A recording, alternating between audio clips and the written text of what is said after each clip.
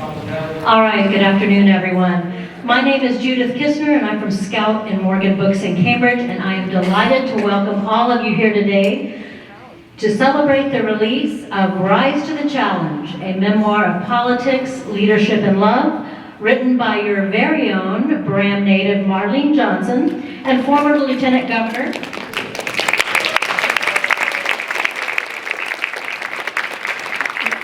and Rise to the Challenge is published by the University of Minnesota Press.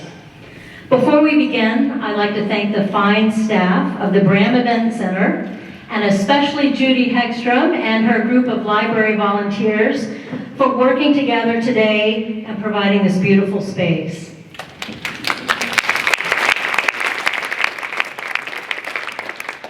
As the anthropologist Margaret Mead once said, "Never doubt that a group of thoughtful, committed citizens can change the world. Indeed, it is the only thing that ever has."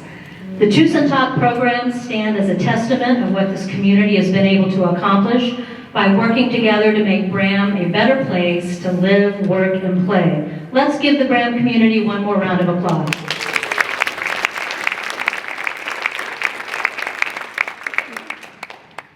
At the end of the presentation today, there will be a Q&A, and then followed by a book signing right up at the table where you checked in. We invite you to stay and chat, finish up the coffee and cookies, and I'd like to also thank Kathy's Kitchen for doing a wonderful job with our refreshments today. And if you've not already done so, now would be a great time to silence your phones as I introduce our two esteemed guests, both of whom are Braham All-Stars and will be in conversation today. First, Tim Nelson, who has agreed to guide the conversation with Marlene about her life and book. I'm told that when Tim was a young boy, he could look out his bedroom window and see the sign, "Welcome to Braham, home of Marlene Johnson." You have come a long way, Tim.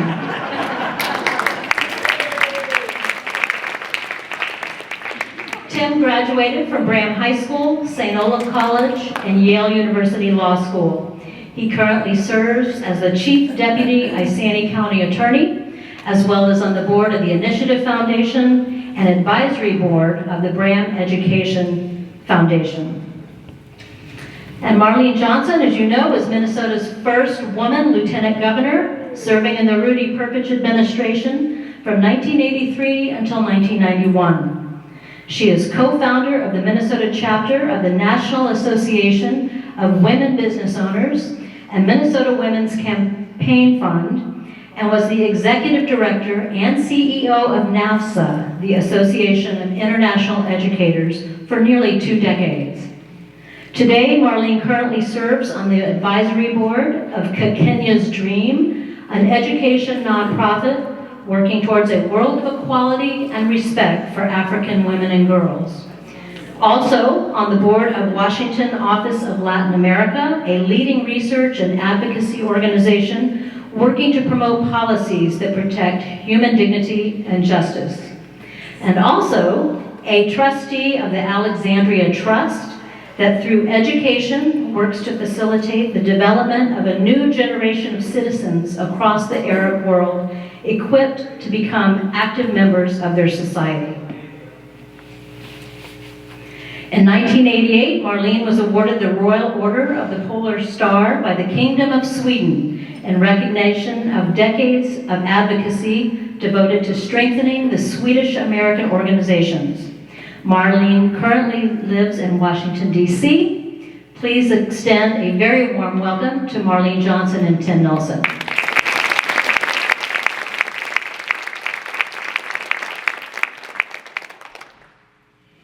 Thank you, and away we go. And so, why don't we start with kind of a simple question about what brings us here. So you've had this rich life with lots of wonderful experiences, winding path. Why write a book? Yes, well, good question. When I was elected lieutenant governor, I had a sense of making history.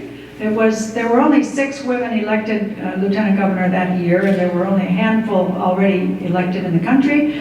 So I started out thinking about that, and since I was kind of interested in having the next job up, I was taking good notes and keeping journals, and I had already been keeping a journal for more than 10 years.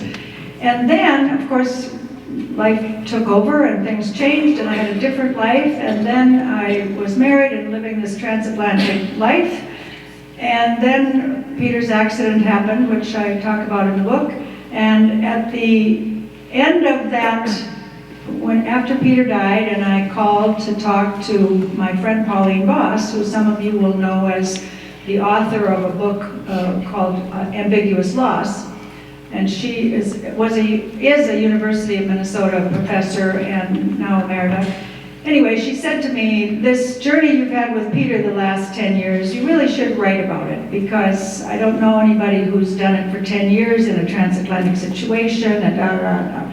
So, I had that in the back of my head, and I thought, well, And then 6 months later, I started writing about those last 10 years. And I wrote 50 pages, and mostly I cried my way through that, and then shared it with Pauline, who said I only have time to read 10 pages of it, but she ended up reading all 50 pages and said, well, this is a really good story, you're a good writer, which shocked me in itself because I didn't think I could write. But then she said, you have to write your whole story, because otherwise these last 10 years make no sense to the reader. And I'm thinking, really? How do I do that? So I chomped on that for a while in my head, and then eventually started writing, and I got to 300 pages. And I had the help of a friend who came by every couple of weeks. I fed her lunch. She would help me figure out what the next couple chapters would be, and so I had some help during that time. And there was COVID, which helped because I didn't have any other distractions. And it ended up with the book, with 300 pages, and then I went looking for a publisher, and then I met somebody, Eric Anderson at the University of Minnesota Press, who didn't agree to publish it, but he did agree to talk to me. And he said, it sounds like you have 2 books.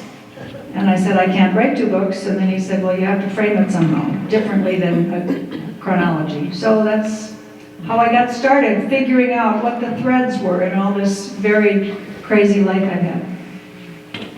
And so as you went back to the beginnings of that journey, some of that involves Braham, where we sit today. Yes. Everybody has sort of a different kind of relationship with their hometown.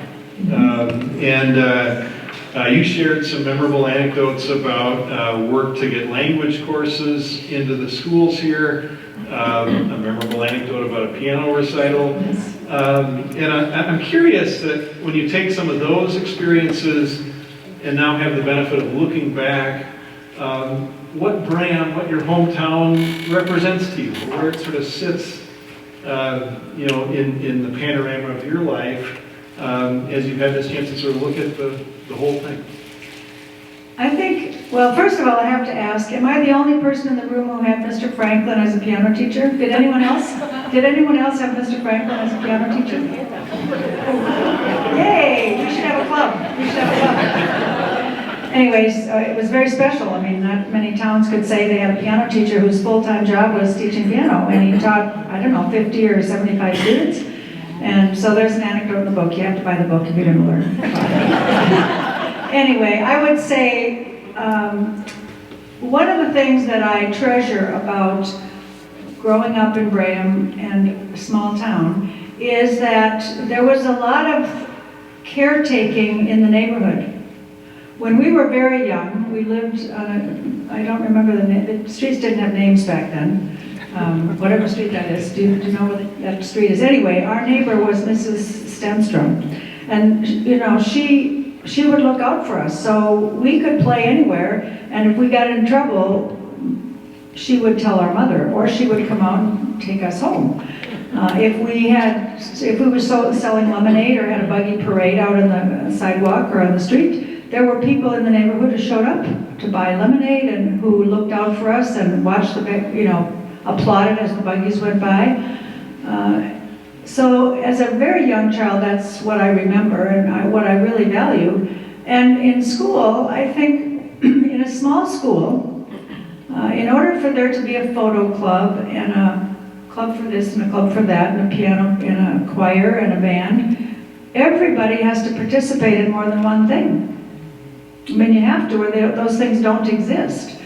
And in a bigger school, you have to compete to be involved in any one of those things. So I think we get a broader opportunity base maybe, or the forcing factor helps. And then for games and other competitions, whether it's music or football or basketball or whatever, you're traveling to other schools. And so you have a sense of a place beyond Braham. And many friends I went to college with who grew up in St. Paul or Minneapolis never left St. Paul or Minneapolis. In St. Paul, when I lived there, all the St. Paul friends I they'd never moved more than one zip code.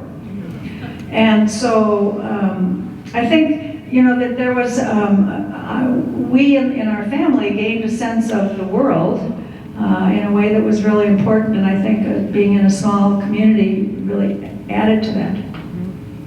Good. And maybe along those lines, in describing your political journey in the book, I think there are points where you thought of that as a potential strength as part of the ticket when you guys were running in 1982.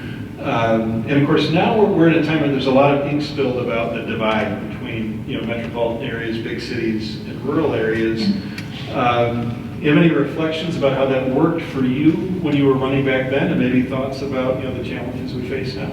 I think there was some of that divide at the time. I mean, I used to talk to Rudy about the fact that one of the mistakes in my view that he made was that he didn't support light rail transit early, because he really didn't understand how important that could be to the community, and he thought it was only an urban issue.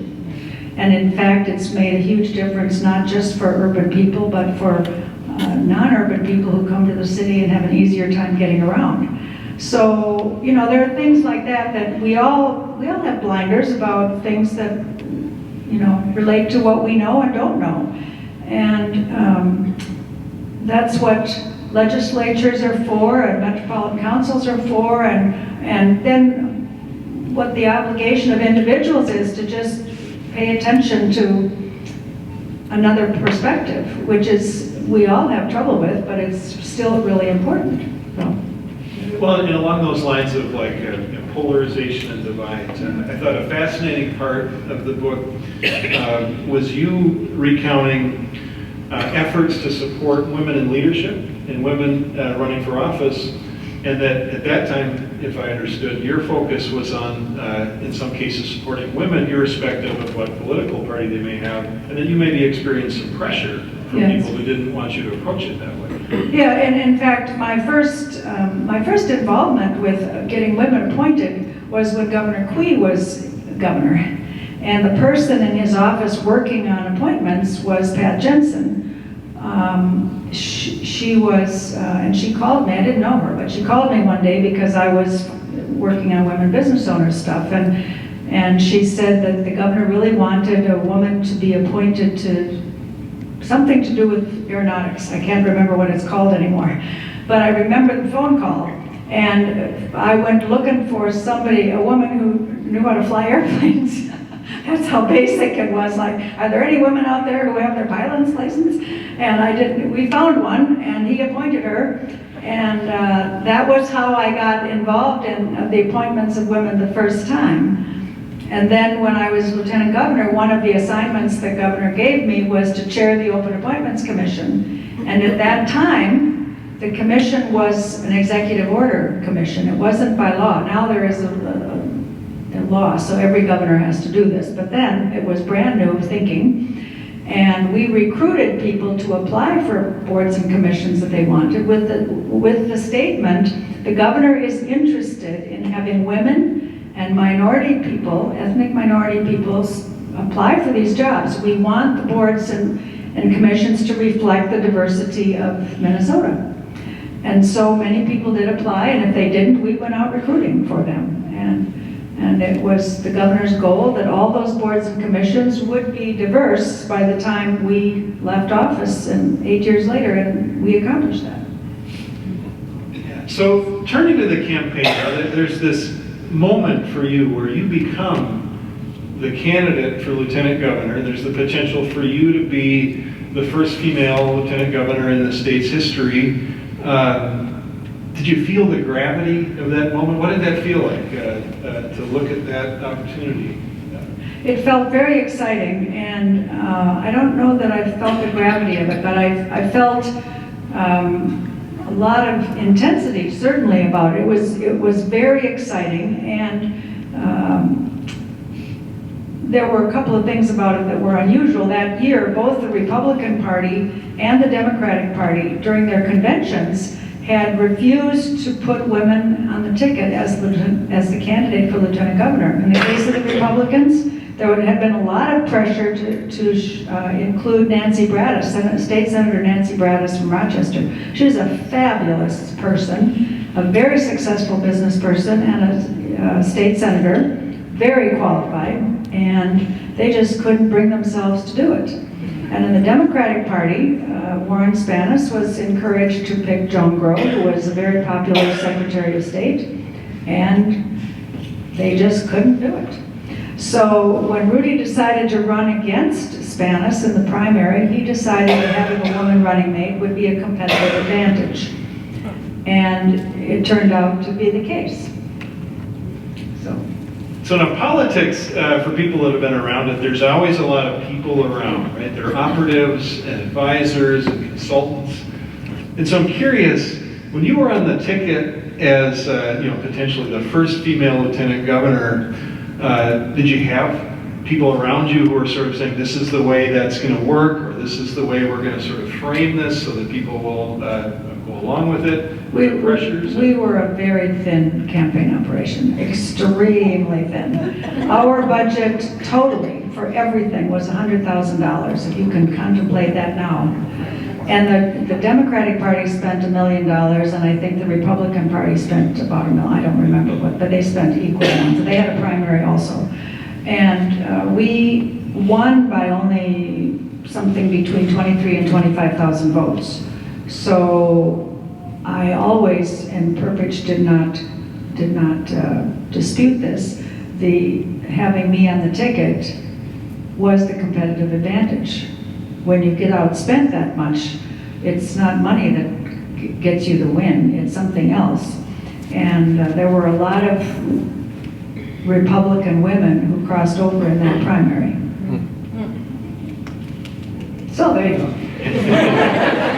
Lucky for us. It was fun.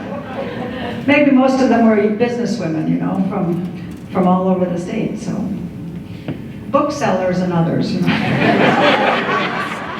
Well, and you had that experience we talked about a moment ago, organizing women business owners, supporting women who were involved in politics, even if they weren't necessarily Democrats. And so did you find that to be an advantage then? I think so. I think partly, when you were organizing businesswomen, I would say we had, I don't know, we never really talked politics, but we probably had as many Republican women in that organization as Democrats. So, but they all supported me, and the women at that time, the Women's Campaign Fund that we started was bipartisan, and so it was a lot of the work that I did organizing women was bipartisan at that time. And so as you look back on the years in office, the book does a great job really bringing the reader into kind of some of the day-to-day operations and what this might have felt like. But are there big picture achievements, either policies, actions, appointments that stand out to you at this stage of your life, looking back, where you think these are the things that are most meaningful to me to have been a part of it? Yes, I think on a substance way, in terms of the way that government became more open for women and minority people, continues to this day. And when I think that the first African-American person to ever be appointed to the Board of Medical Examiners happened on our watch, And today that board is half non-white. That's really, I mean, I just feel really proud about that. And we have a Supreme Court that has been, you know, pretty much half female almost since Arnie Carlson's years. I mean, Arnie continued the work very well, and every governor since. And it's, you know, it's very exciting. That makes a difference because the judiciary, if it doesn't look like the population, it's hard for people to have trust in it. And so that's one. Second one is we really started the whole focus on children. The children's agenda was one of my assignments, one of my responsibilities, and I was the first person probably in the country to deliver an annual State of the Children speech, to look at how our children were faring. And of course there have been many setbacks along the way, but Minnesota is doing much, much better and very well on so many lengths in terms of providing for children. We still have a long way to go in child care, especially for early childhood. Marlis is here, so I've been spending a couple days with her, so I know the latest of how bad it is for, you know, very small children. So we have some really important policy issues that need more work. But we did a really good job of getting started on those things, and I'm really proud of that. You know, one of the through lines that I thought came through in the book is the role of mentorship in your life, both in terms of receiving mentoring at critical moments and then paying some of that forward. And I'm wondering if there are particular people as you look back who you think of as critical in that way. You know, folks often say in order to do something, you need to first believe that it's possible. Exactly. One of the people that I mentioned in the book was the very first person I ever was consciously recognized was a mentor of mine. Her name was Paralee Milligan. And she was the person I worked for on a college internship program. It was the employment program that was part of the Equal Opportunities Program, Lyndon Johnson's anti-poverty program. And she was a college-educated woman. This was the first ever professional position she'd ever held because she was African American, and there were no places where she could get a job. She worked in a factory up until that point, and she was in her 50s when I worked for her. And she was the most amazing manager of that organization, and she was an amazing person, and as she related to her staff and the people we served. The program was intended to work with Minnesota businesses to find job opportunities, new job opportunities for African Americans and others who hadn't been included. And my internship job was to call companies and find out who she should be talking to. And then on the off hours, I got to listen to what was going on in her conversations with our people we served and with her conversations with those businesses, and I got a lot of coaching along the way. And it was an extraordinary experience for me, and you know, it's a long time ago that happened. I had that internship in 1966, and I still remember details of it. So what that taught me was that the time one spends with young people coaching doesn't have to be long. That was only a semester-long internship, and I was only there 2 times a week for a couple hours. You know, that's not very much time to remember that many years later. And so it's a reminder to me that the time I spent with interns or others who've worked in the organizations I've been in, it matters. It might not seem very much to me, but it matters to those young people, and that we all have that responsibility to do what we can. You know, something we talked about briefly before the conversation today was that, you know, there's this book that has this rich history related to politics. And then on the other end of the book is this journey that you wouldn't have chosen but ended up with your late husband. And you probably, every time you're introduced anywhere, they start by saying Marlene Johnson, the first female lieutenant governor.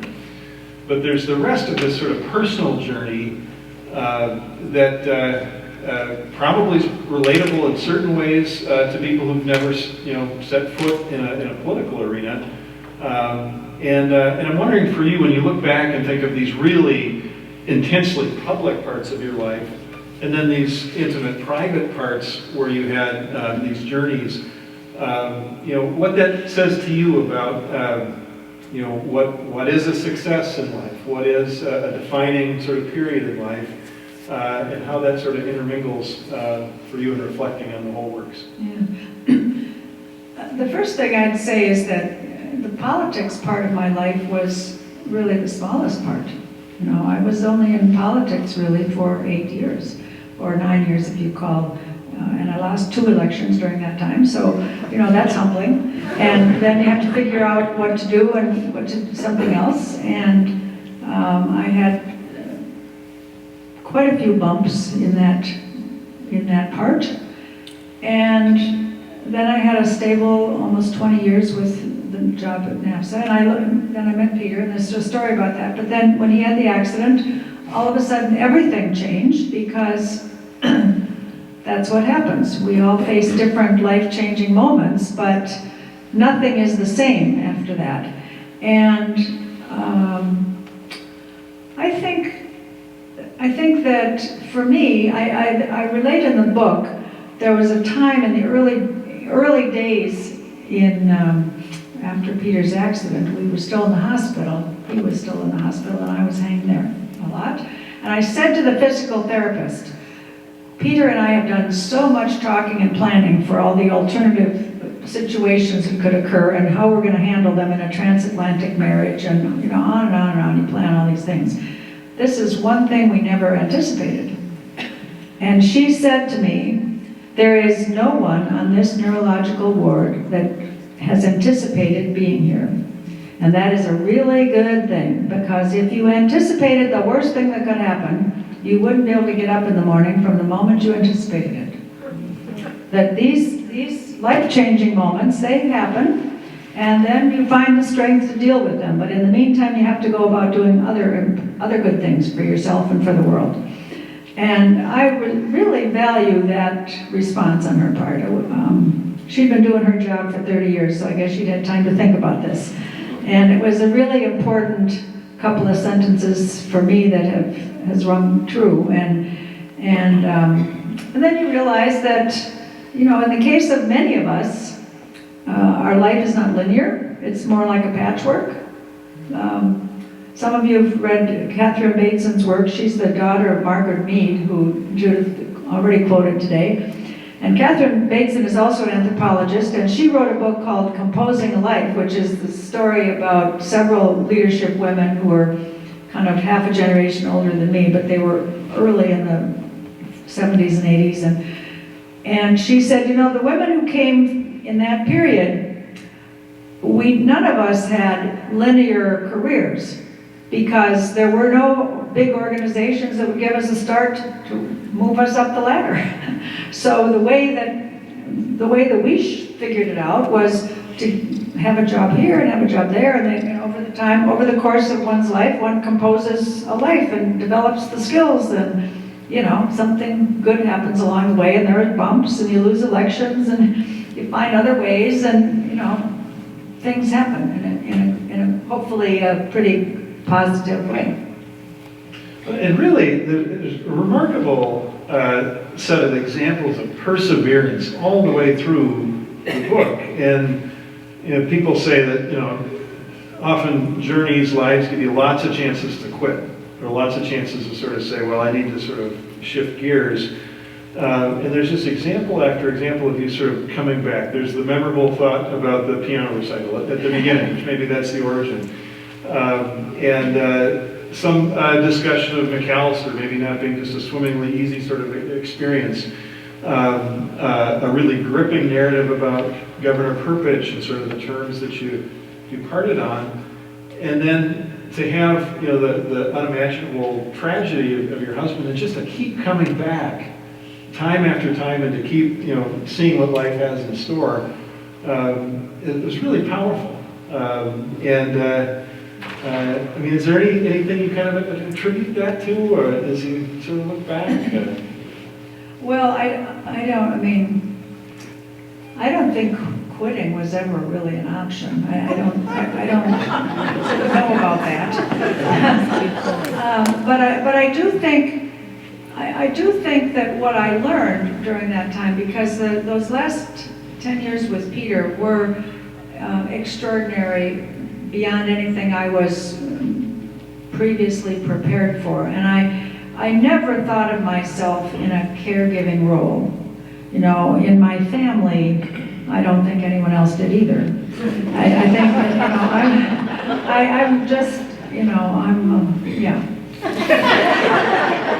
I do my best, and I think I've been a pretty, you know, popular aunt most of the time, and that's a good role. I like that one. But I'm not. But what I learned, and I've always had leadership roles. I didn't even always intend to, but I ended up in those roles. But when it came down to being the caregiving spouse in another culture, in a situation where Peter was not living at home, he was living in a nursing home, but I still had to be his advocate because he couldn't even call for an extra cup of coffee for himself. I learned that one could lead from a position with literally no role at all except as a loving, caretaking spouse who had to figure out how to relate to the staff in a way that they felt that I wasn't messing with them or suggesting they weren't doing their job right, but would motivate them to feel good about doing something new. And you know, I understood very immediately that if something wasn't going well, I couldn't take it up with the staff person. I had to go to the boss, because otherwise it would be taken out on Peter. And so it was really, what's the right word? I don't know. It felt really good to learn how to do that and to become part of their team and to really feel like they were part of Peter's team and my team, and yeah, family in some way, not the same as, but yeah, family of care. So it was a lot of learning on my part, and I understood it as an aspect of leadership that was very different than the leadership I had understood before. And you've alluded to this, but learning how to do that in the context of a whole other country's healthcare system, right, that would have been unfamiliar. And you mentioned this at times in the book. So to see that firsthand and to be so immersed in it for that long, are there things you look around at in the United States in terms of the healthcare system and care for folks in those situations where you think, oh, maybe we could think about doing things differently? Yeah, I mean, I think one of the most powerful things for me that I think about even now, because I have so many friends who are facing caregiving roles and having their spouses move to caregiving situations, is that I never had to find a person to consult. The day the doctor told me that Peter could not ever live at home, that he had to live in a nursing home, and I was facing that, somebody else in the room, a social worker or something, said to me, later today, your case manager will call you and start talking to you about helping you find a nursing home for Peter to live in. And I'm thinking to myself, really? You're just going to deliver to me a case manager? Everyone I know has to pay, has to first of all go around and look for a case manager, and then they have to make a contract, and then they have to pay out of their own pocket, or if maybe they have insurance to pay for a case manager. And I mean, it takes weeks to find a case manager in everybody I know, and I had it that afternoon, because that's what the system provides for everybody, to make sure that the family gets the support they need to find a spot. So little things like that were really, I think, for me, such basic care for the family and for the person who was going to live in the nursing home, that was really, I wish we could find a way to make that more seamless, because I think that it's such a stressful time for families, and having a little more, what's the right word? Support. Thank you. Support. A little more support in a timely way, seamless way, seamless support. Yeah. So you've had this time period around the release of the book, where there, I think, are half dozen events. Is that about right? And more media. like a dozen. A dozen, yeah. Almanac had you on. You did a podcast with Lori Sturdivant. Has this flurry of engagement, conversation around your history and around politics, has it given you any different ideas about sort of what comes next for you? I think what I have realized in the last few months is that I miss writing, which I find extraordinary, since 3 years ago I would have said I can't write, period. So now I'm looking forward to writing, even though I understand I can't do that yet because I have to deal with this, I have to follow through on this. Find out if there's anybody who wants to read this book. So it'll be a while, but this is the last 4 days or 5 days is the most public exposure I've had in, I don't know, 50 years. So, I mean, that might seem odd to you because you probably think of me as a public person, but I've been a private person now for a long time. So it's, back in a public role, which is, I'm having a good time because I'm seeing lots of people, including in this room, that I haven't seen for a long time. So thank you all for showing up, because it is great fun. All right, so I know this is not a partisan event, but there's a question that just sort of begs to be asked. That, that you were a path-breaking candidate. You were the first female lieutenant governor in Minnesota, and nobody knows what happens here in a month to 6 weeks or so. But as everyone knows, a major party candidate is poised to potentially be the first female president of the country, which would, as the dominoes fall, lead to Minnesota having its first female governor. And I guess maybe the way I'll ask this is, with your experience, if they were here, is there any advice you would offer them about sort of navigating the kinds of challenges being a first can bring? I have no advice for either person, but I do have something to say. I think, that's not a surprise, my sister. My brother and sister sitting here, sort of anticipating everything. First, I would say that being the second person, the job is to be prepared to be the first person. That is one's job. So when you or others complain that Peggy Flanagan isn't getting enough visibility, for instance, or that Kamala Harris was not getting enough visibility as vice president, that's not their job. It wasn't my job to get visibility. The job is to be prepared to be governor, or to be prepared to be president. And I do write about that in the book, not anticipating the situation we're in, but because I was mentored as lieutenant governor by Martha Griffith, who was lieutenant governor of Michigan, but had been in the Congress for, 25 years before that. And she was a very special person, and from the moment I met her, and she learned that I had such open access to Governor Perkich and to meetings in his office and everything, she said to me, that's a gift, and you need to take full advantage of it, and you need to take notes all the time. You need to think about how you would decide things that he's deciding. It doesn't have to be the same decision, and it doesn't mean you should need to disagree with him. And you certainly don't express any disagreement outside of private conversation with him. But the point is to think about what this job requires so that you're ready if you need to do the job tomorrow. And I did that, and I kept a working journal during all those years. They're now at the Historical Society, so somebody in the future can use them if they want to. But I think that in the case of Peggy Flanagan, she is very well prepared to be governor. She has done an excellent job.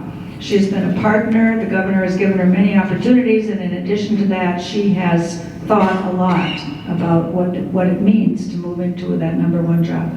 And I believe the same is true of Kamala Harris.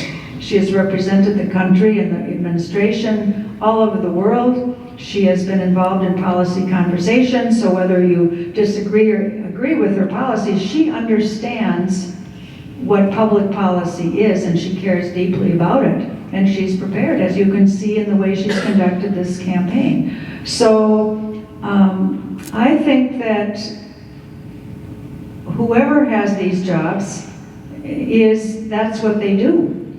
That's what Vice President Pence did. That's what Vice President Gore did. That's what Vice President Cheney did. He was Vice President, right? That was right. Yes. All of a sudden I got confused. I thought, oh, did I get that wrong? Yes. No, he was George Bush's Vice President, right? That's right. Yes.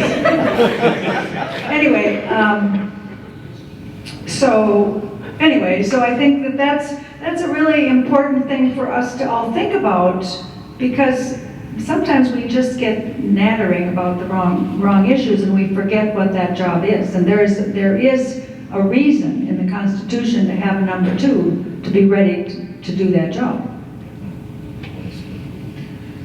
So another key theme that we've touched on some is creating opportunities for women in leadership. And you were active at a particular moment in time in the 1970s when the Minnesota Association of Women Business Owners came to be. The campaign fund supporting female candidates was sort of coming into bloom at that time. And so I'm wondering, as you sit here now, how you reflect on the progress, and also if you were in that moment today and you were thinking, what's the next contribution, if there's anything that jumps out at you, it's like this is sort of the next frontier. Well, there aren't enough women firefighters and volunteer fire departments around the country, around the state of Minnesota or anyplace else. There aren't enough women county attorneys. There aren't enough women county commissioners. There are more women on school boards. Not enough, but there are more. So we have a lot of work to do. And it's really important. I mean, it's really important that we look for women who are willing to do this job and that we give them a lot of support, because our institutions need to reflect our communities. It's a different conversation. It's not that women are better than men. It's not that people of color are better than white folks. It is that our perspective on the world is different based on where we sit. It's unique to where we sit. And our perspective needs to be part of the conversation. So it may or may not be that a decision will be different. But for sure, the way we get to a decision will include a broader understanding of the issues that our communities have. And that's why it's important to have boys and girls, men and women, people of color and white folks in the same conversation. And, and we have to be intentional about it. It does not happen without intention. That's the hardest part to come to terms with, I think, for all of us, because most of us hang around with people who look like us. Surprise, surprise. And so if we want to understand things beyond our own worldview, we have to intentionally have people in our circle of conversation that bring a different perspective. And that does not happen accidentally. This is not, this happens because we're intentional. We have to, if we want to have blue jelly beans, we have to make sure we put a blue jelly bean in the bowl.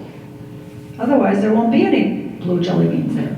So, you know, we just have to be more intentional about it. And I do know that it takes effort. I do know that because I do it. I still do it.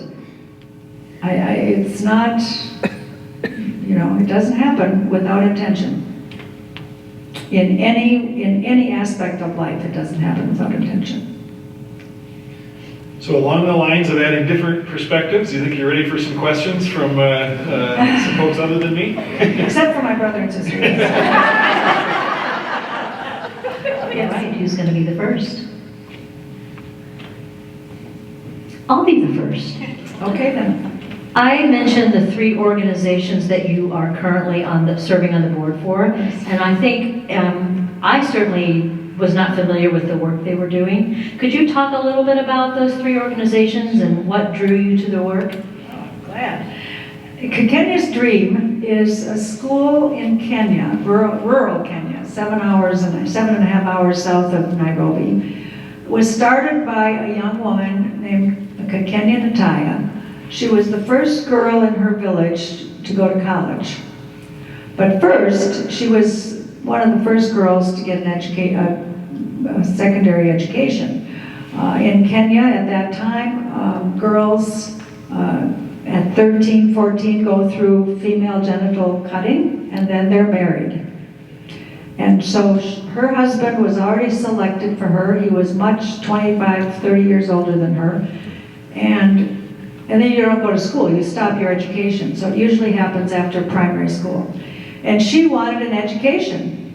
So she went to her dad. This is at the age of 12. So, yeah, think about that. She went to her dad and she said, I want an education. And I will go through the cutting, but I do not want to get married because I want to go to school. So if you don't agree to take me to school, instead of getting married, I will run away. So he decided that it was more embarrassing for him to have a daughter who ran away than a daughter who wasn't married off. So he kept his agreement and let her go to school.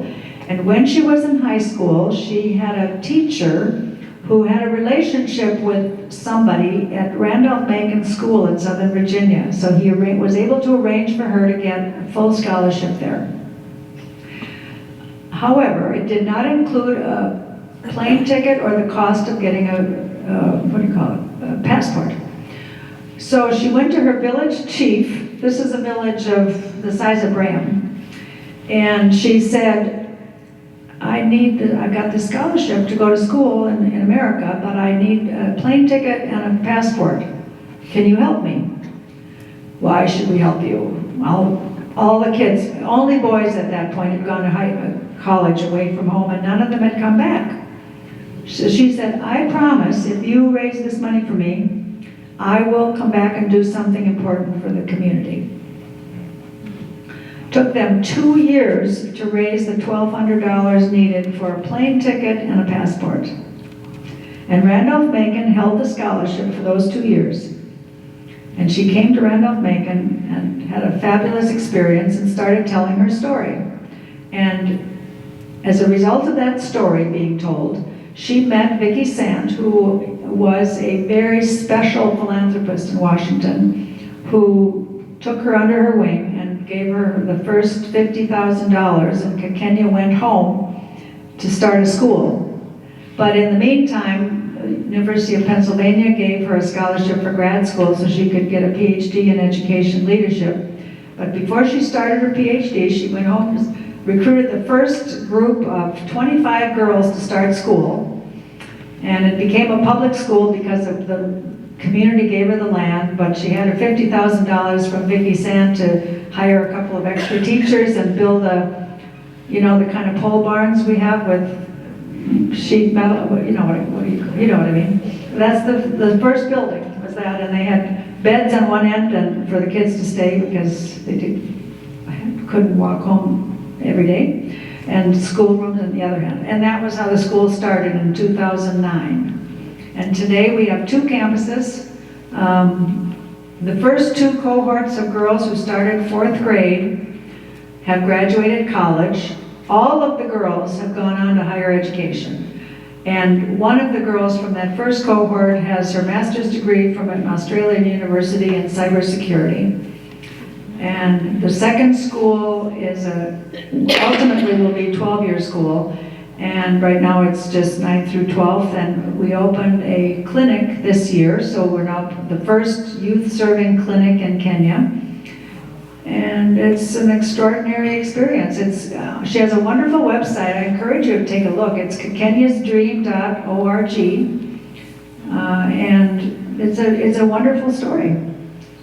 And WOLA, Washington Office on Latin America, is an advocacy program started by clergy who were involved before the revolutions more than 25 years ago. And we do a lot of human rights and civil society advocacy in the Latin American region.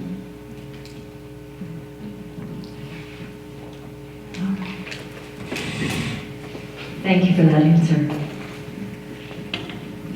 Hi, thank you so much for being here, Marlene. What a privilege and a pleasure. My name is Christina Lude. I live in Cambridge. I'm curious, first I want to say thank you for paving the way for what it looks like to be a woman leader in a very visible and public way. And my question is, were you inspired at a young age to go into politics? Or was it something that kind of sparked at a later age? And could you kind of tell us about that journey, please? I think I was interested in politics from a young age. Our dad was the founder of the electric utility, now called East Central Energy. And so we had a strong sense of civic engagement because of that. It wasn't partisan, and he was actively working with political leaders in both parties. But we talked politics at home a lot. I mean, it was kind of what we did. And I remember among the first books I read were Eleanor Roosevelt and Golda Meir, so I was interested in women's leadership. And I remember when Eleanor Roosevelt died, and I remember saying to my parents, it's not fair, I was supposed to meet her. I felt gypped, it was, there weren't very many women. And then I remember when Koya Knudsen was elected to Congress, and when the horrible re-election campaign went so bad, and I was thrilled to be able to meet her later when I was lieutenant governor. So I think I always had an interest in politics from a young age, mostly because of Dad's work and how we thought of ourselves in the community. And then he was mayor for a while too, so we got to, just for your, Dad hired the first police chief. Remember that? Leroy Pearson. Remember him? I love that man. He came by and had coffee with us at night on his rounds when he needed a break. Yes. Hi, I just wanted to know, so the first book covers your life so far. Do you have any inkling of what the second book might be about? This is Stacy, in case you don't know her. She's the one who wrote that article. I love that article that she wrote in the Sandy Chisago paper. She's a terrific interviewer, by the way. No, I don't. I have a couple of ideas, but I don't know. I haven't, I don't know. I think Kenya's story needs to be told, and I would love for her to do it, but she's too busy running the schools, so I've been exploring that, but I don't know. Okay, Tim's pointing. We have another question. Raise your hand so I can find you. Oh, Rita. I just can't imagine how you can remember all those details back, mid-60s, 70s, and so much detail in the book. How did you remember all that? Well, it's nice to have someone think I have a good memory, because these days I don't feel my memory is very good at all. I think perhaps journal writing helps, even though I haven't reread all of my journals. But because I did keep a journal so long, maybe that helps. And some of the stories that I share, I've shared them verbally with people over the years, and so it's kind of like taking pictures.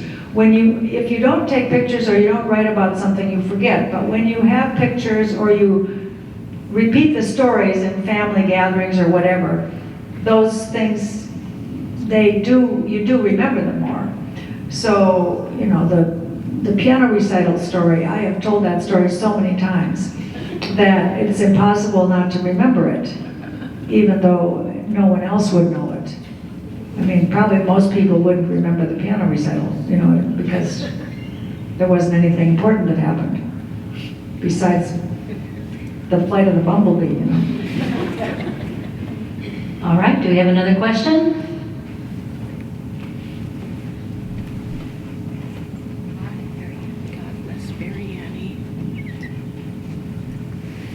What suggestions or wisdom would you have to share with our Braham area elementary and high school young women and girls?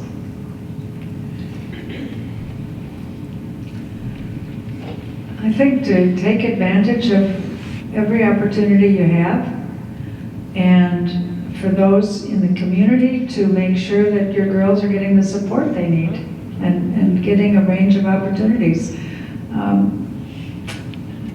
Most people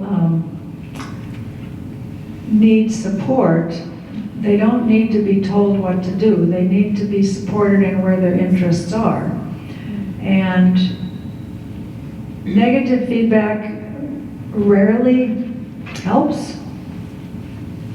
I mean, I know how destructive negative feedback was for me when it was poorly presented, because I spent 50 years believing I couldn't write. And that was, it's ridiculous to have carried that on for such a long time, but it was a very important person to me who did it wrong, and it did it in a way that I couldn't, it got me blocked. And so it's just a good reminder to all of us that we just need to take care and be as constructive as we can and listen carefully to where people are, so that we give them feedback in a way that they can hear.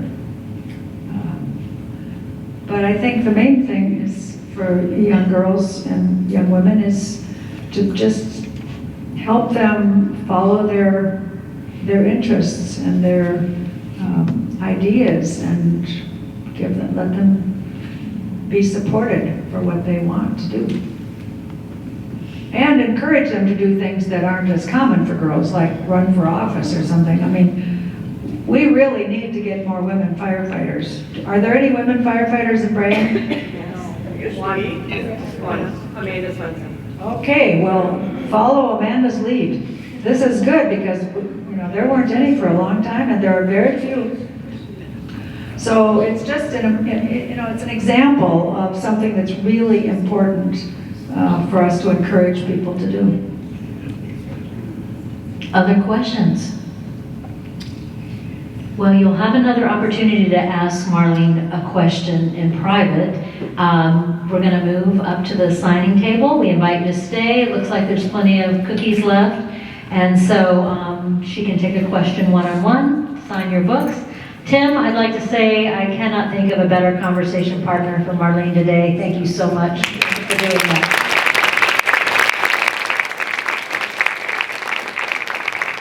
I just need to say one thing.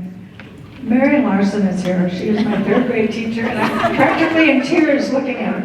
So thank you so much for being here and for being such a supporter for so many years. I can't begin to say thank you.